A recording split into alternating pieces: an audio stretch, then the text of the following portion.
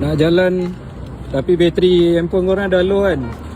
Nak kena charge sambil jalan time hujan tu. Bising tak? Buat macam ni je lah.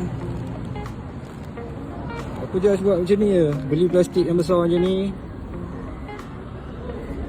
Kalau time hujan tu memang struggle sikit lah. Tapi boleh guna cara ni.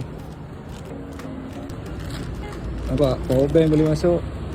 Dalam plastik ziplock ni handphone boleh masuk. Nanti korang lipat-lipat lah. Angin dalam ni buang lah. Aku tunjuk macam ni je. Ni dek. Terima kasih lah. Sama. Ya, maaf nunggu. Tak apa, kejap je. Dapat double order kedai sama cok. Memang sedap lah. Tapi kalau untuk korang yang main hub kan, double order kedai sama ni okey je.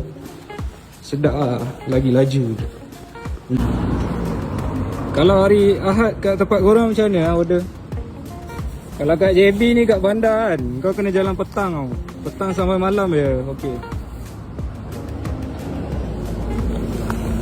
Time macam ni, sendu. Baik duduk rumah je.